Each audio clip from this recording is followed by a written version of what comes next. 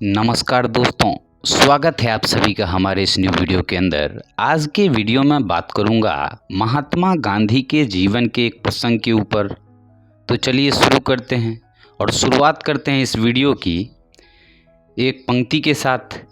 सत्य समान तप नहीं, झूठ समान नहीं पाप, जाके हृदय साँच हैं ताके हृदय आप।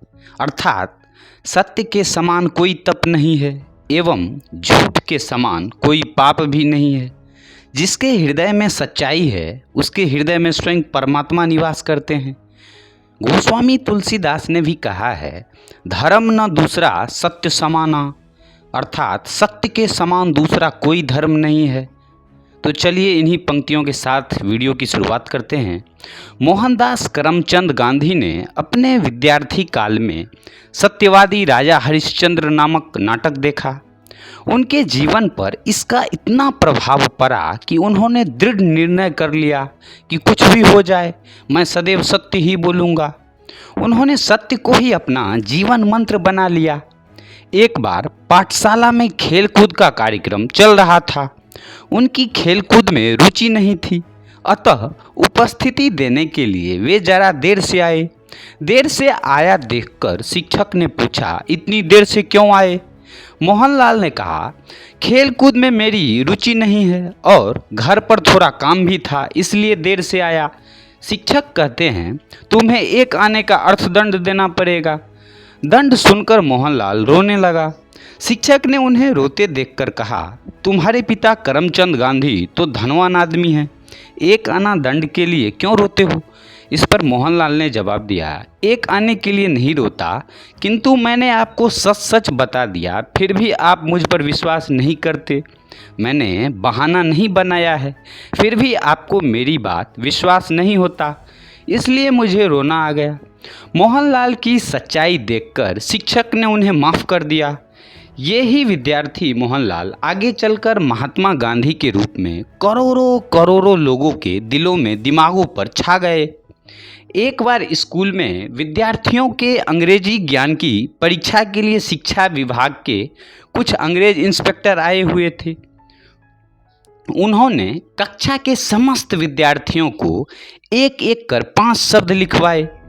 अचानक कक्षा के अध्यापक ने एक बालक की कॉपी देखी जिसमें एक शब्द गलत लिखा था। अध्यापक ने उस बालक को अपना पैर छुआकर इशारा किया कि वह पास के लड़के की कॉपी से अपना गलत शब्द ठीक कर ले।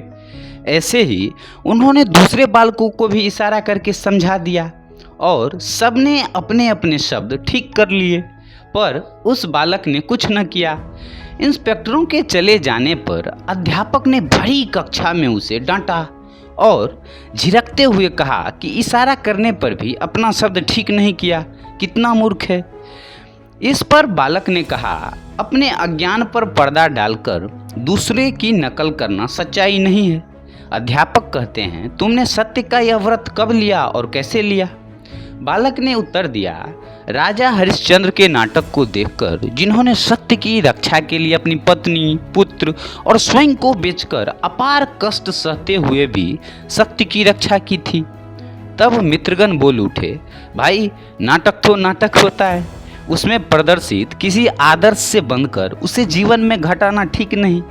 इस पर उस बालक ने कहा, ऐसा न कहो मित्र, पक्के इरादे से सब कुछ हो सकता है। मैंने उसी नाटक को देखकर जीवन में सत्य पर चलने का निश्चय किया है, अतः मैं सत्य की अपनी टेक कैसे छोड़ दूं? यह बालक कोई और नहीं बल्कि मोहनलाल करमचंद गांधी ही थे। सत्य के आचरण से अंतर्यामी ईश्वर प्रसन्न होते हैं, सत्य निष्ठा दृढ़ होती है एवं हृदय में ईश्वरीय शक्ति प्रकट हो जाती है। सत्यनिष्ठ व्यक्ति के सामने फिर चाहे कैसी भी विपत्ति आ जाए, वह सत्य का त्याग नहीं करता। सब धर्म अपने पूर्ण कर, छोटे बड़े से या बड़े, मत सत्य से तू डिग कभी, आपत्ति कैसी ही पड़े। सत्य का आचरण करने वाला निर्भय रहता है, उसका आत्मबल बढ़ता है और सत्य से सत्य अनंत गुना बलवान है। जो बात बात में झूठ बोल देते हैं उनका विश्वास कोई नहीं करता, फिर एक झूठ को छिपाने के लिए 100 बार झूठ भी बोलना पड़ता है। अतः इन सब बातों से बचने के लिए पहले से ही सत्य का आचरण करना चाहिए। सत्य का आचरण करने वाला सदैव सबका प्रिय हो जाता है। शास्त्रों में भी कहा जाता है, सत्यं वद धर्मं चर। सत्य बोलो, धर्म का आचरण करो। जीवन की वास्तविक उन्नति सत्य में ही निहित है। तो दोस्तों, ये रहा हमारा आज का वीडियो, जो कि था महात्मा गांधी के जीवन के एक प्रसंग के ऊपर, जिसका शीर्षक था सत्य के समान कोई दूसरा धर्म नहीं। तो कैसा लगा वीडियो ज़रूर बताएं, लाइक करें, शेयर करें, सब्सक्राइब करें, कमेंट सेक्शन में अपना फीडबैक सजेशंस ज़रूर लिखें। और फिलहाल आज की वीडियो में इतना ही। मिलेंगे आप सबों से फिर कल किसी नेक्स्ट टॉपिक के साथ, नेक्स्ट वीडियो के साथ। तब तक के लिए थैंक्स फॉर वॉचिंग।